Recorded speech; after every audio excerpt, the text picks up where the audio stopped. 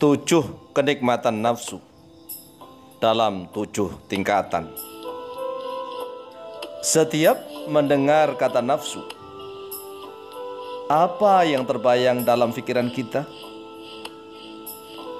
Negatif ataukah positif yang tertuang dalam sebuah kata? Mungkin kebanyakan kita akan berkata bahwa nafsu identik dengan hawa, sehingga diungkapkan dalam satu kata, hawa nafsu. Padahal antara nafsu dengan hawa adalah dua hal yang berbeda. Hawa selalu bermakna negatif, sedangkan nafsu terbagi menjadi 7 tingkatan. Hanya ada 2 saja nafsu yang negatif. Lalu satu nafsu mampu negatif dan sekaligus mampu positif. Sedangkan keempat nafsu yang berikutnya adalah semuanya positif. Di dalam surat Al-Jathiyah ayat yang ke-23, Allah Subhanahu wa ta'ala berfirman, "Afara'aita man ittakhadha ilahahu hawah?" Apakah kamu telah melihat orang yang menjadikan hawanya sebagai Tuhannya? Jawabnya adalah sering, dan bahkan semakin banyak di akhir zaman. Manusia yang menjadikan hawanya sebagai Tuhan. Mereka malas mengkaji ayat-ayat Al-Quran, namun mereka ingin dianggap wah. Lalu mereka akal-akalan menandingi ayat-ayat Tuhan. Al-hawa mailun nafsi al-qabihati ila syahwati wal mustahati. Hawa adalah kecondongan jiwa yang buruk kepada syahwat dan kepada hal yang memikat. Sekali lagi, al-hawa mailun nafsi al-qabihati ila syahwati wal mustahati. Hawa adalah kecondongan jiwa yang buruk kepada syahwat dan kepada hal yang. Sedangkan nafsu tersusun 7 derajat. Semuanya memikat dan terasa nikmat. 2 derajat nafsu dinikmati para keparat, yaitu nafsu ammarah bisu yang terlaknat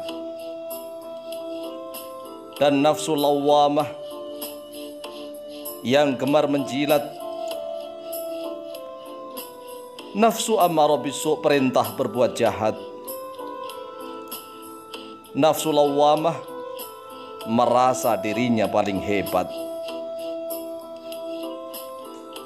2 nafsu ini sama-sama mengajak maksiat.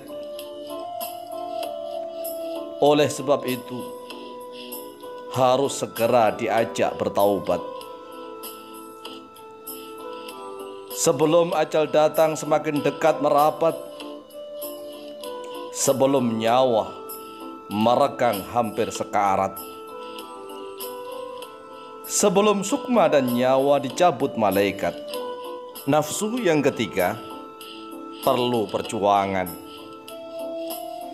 Nafsu mulhamah penuh petualangan, menyelimuti jiwa, mengurung ruangan. Laksana kekasih yang jadi kesayangan, bercumbu lama hingga bangun kesiangan. Nafsu mulhamah harus segera ditaklukkan. Ketika ganas harus segera ditundukkan. tatkala bengkok harus segera ditegakkan.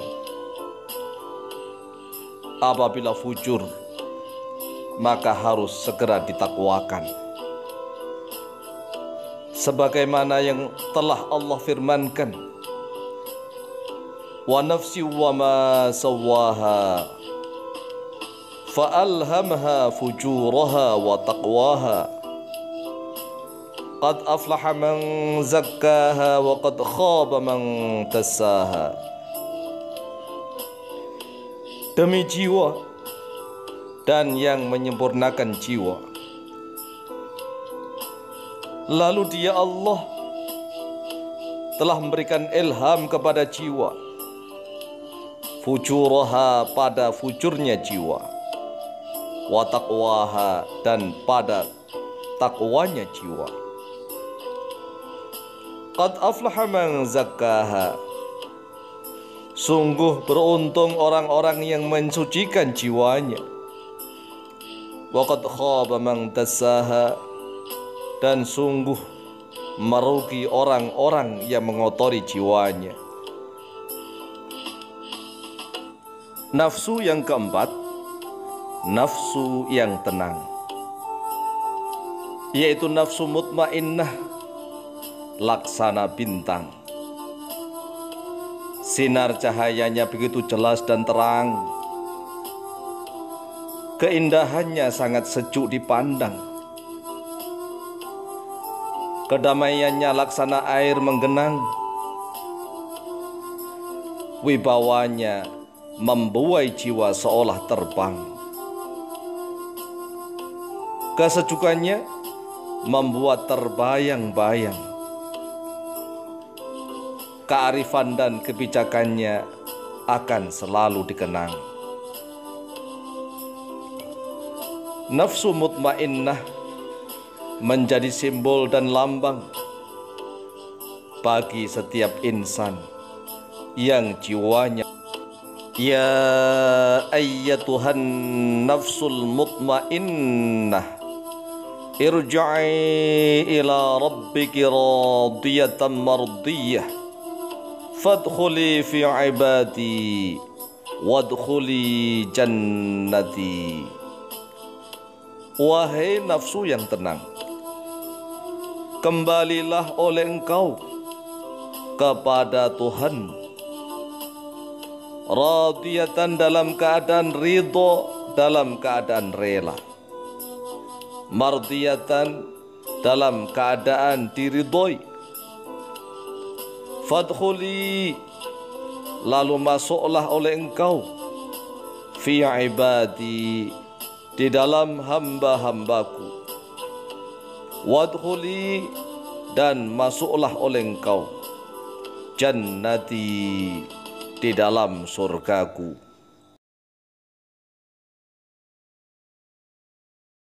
An-nafsu ala sab'i tabaqatin.